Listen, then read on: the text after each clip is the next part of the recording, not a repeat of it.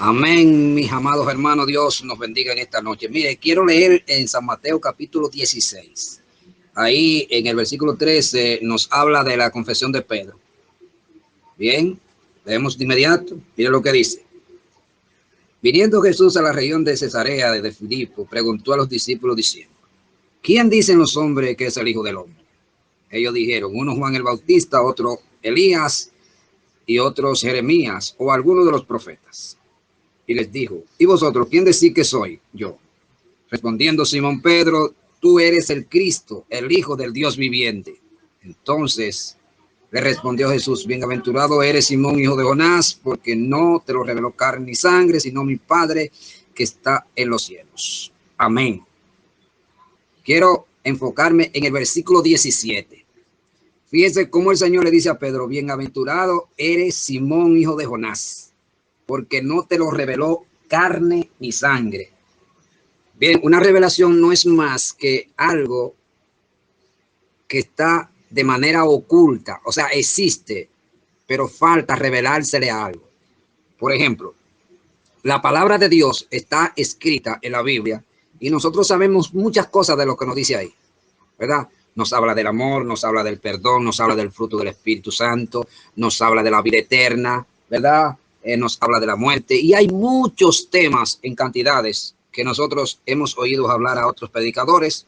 Sin embargo, aunque lo hemos escuchado, todavía sigue siendo un misterio. ¿Por qué? Porque la Biblia se caracteriza por algo que es misterioso. Es decir, hay una revelación que está en la Biblia que Dios quiere mostrar. Por ejemplo, usted no se ha fijado que hay personas que leen un versículo, ¿verdad?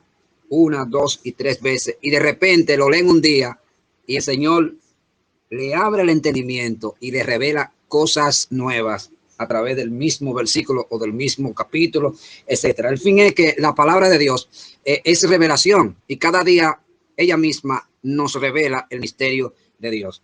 En una ocasión Jesús estaba con los discípulos y él le dijo a ellos, miren, ellos le preguntaron, Señor, o sea, la gente que estaba con Jesús le preguntaron a Jesús, los discípulos, Señor, ¿por qué tú a ellos le hablas por parábola y a nosotros nos habla claramente?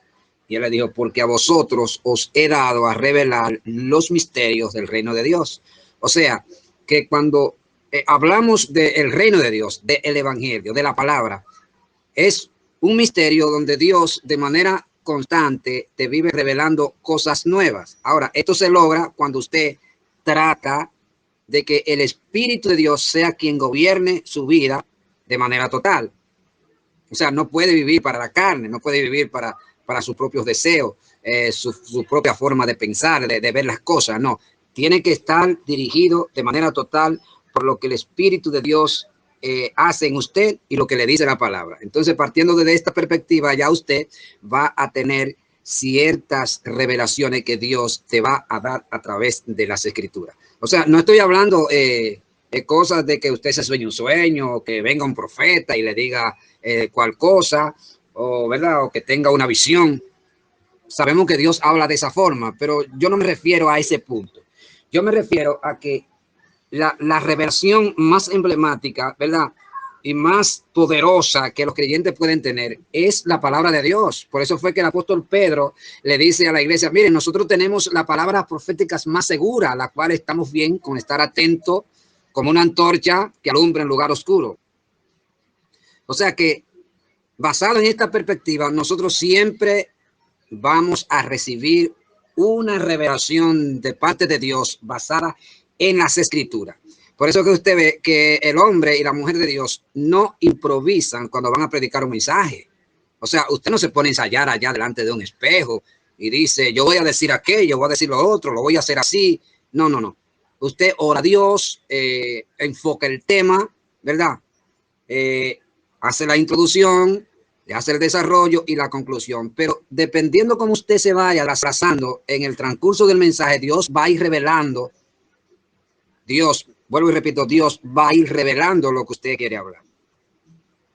Se lo digo por testimonio. Yo en ocasiones yo he predicado mensajes que no tengo eso en agenda. O sea, tengo el tema central, pero lo que yo voy a decir no es que lo tengo encajado en la cabeza. No sé si me explico, sino que el mismo Espíritu de Dios te va dirigiendo, ¿verdad? Y en el desarrollo, pues Dios te va dando. Y esto yo particularmente lo veo como algo que Dios te va revelando. Porque la palabra de Dios es poderosa, hermano. Dios hace cosas terribles. Alabado sea el nombre del Señor. Ahora, entendemos que no todos tienen esos dones, porque Dios reparte los dones de acuerdo a la capacidad de cada quien. Pero el fin es que, cuando hablamos ya de la parte englomerada, en general, ¿verdad?, que envuelve esa parte eclesiástica de unidad, de confraternidad, de amor. Esto implica que todo lo de Dios que tenga una persona, llámese pastor, evangelista, ministro, va a influir de manera positiva en su entorno, y que por lo consiguiente también los demás hermanos van a ser bendecidos. Porque recuerde que somos un cuerpo, y ese cuerpo está formado de miembros, y cada miembro hace una función. Pero al fin de cuentas, estos miembros forman un solo cuerpo, que es la iglesia. Por eso es que la iglesia no funciona si no está unida, porque tienen que unirse para unir esfuerzo, en propósito, en visión, con un mismo sentido, un mismo propósito. Entonces, partiendo de ahí, Dios va a hacer cosas grandes. Pero lo cierto es que aquí Pedro dice: Señor, tú eres el Cristo, el Hijo del Dios viviente. Y Jesús le dice: bienaventurado eres, Simón, hijo de Jonás, porque no te lo reveló carne ni sangre, sino mi Padre que está en los cielos. Fíjese, Jesús lo que está diciendo es que lo que en ese momento Dios le reveló a Pedro no vino por intervención humana, sino que fue el mismo Dios, el Padre, a través del Espíritu Santo, que le reveló a Pedro lo que realmente era Jesús. ¿Ve? Entonces, cuando nosotros nos revela Dios su misterio, que no tenemos que depender de manera directa de otra persona, entonces somos creyentes más bendecidos, más fortalecidos en el Espíritu, recibimos dones del Espíritu y podemos crecer. ¿Por qué le digo esto? Bueno, porque en estos tiempos, señores, hay creyentes donde son como el pichón, las aves de los campos, que abren la boca y esperan lo que la madre le va a llevar para echársela en el pico. Entonces, el reino de Dios no funciona así. Claro, usted tiene un pastor, usted tiene una pastora, que usted obedece a lo que le dice el líder, ¿verdad? Y sigue sus ejemplos, sus enseñanzas, pero usted tiene que escudriñar la Biblia. Porque si usted no escudriña la Biblia, entonces probablemente vaya a aparecer una falsa enseñanza y usted vaya a ser engañado.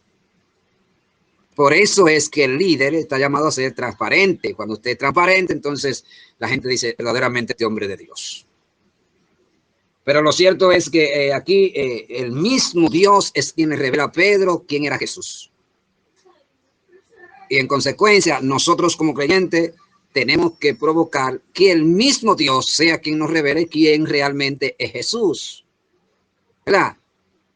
Entonces, partiendo desde esa perspectiva, entonces usted jamás va a ser engañado por los falsos profetas. Bueno, repito el versículo. Dice: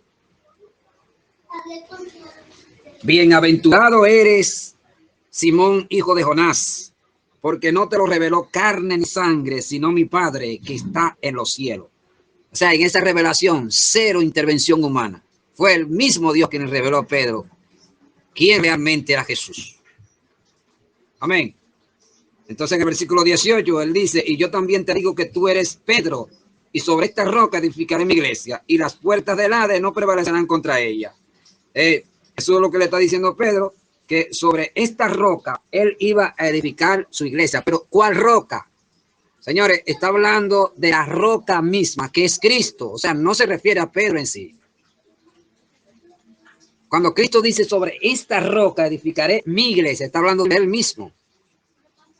Entonces, en base a esa creencia que tiene Pedro en esa roca, es que él iba a vencer y las puertas del infierno no podrían prevalecer contra Pedro y contra las enseñanzas que él iba a dar a los demás creyentes que iban a seguir las enseñanzas que posteriormente Pedro dio después que Cristo se fue.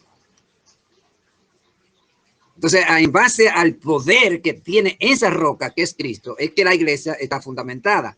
Y por ello, entonces, Satanás, los demonios, el mundo de las tinieblas no pueden prevalecer contra la iglesia, porque la iglesia no está fundamentada sobre principios humanos, sino sobre la base de Jesucristo, su sacrificio en la cruz, su muerte y su resurrección. Y partiendo desde ahí, entonces, nosotros somos más que vencedores por medio de aquel que nos amó. Señores, gracias. Dios le bendiga. Espero que esta reflexión haya sido de bendición y que usted le saque provecho y la comparta. Dios le bendiga y nos vemos allá en la iglesia.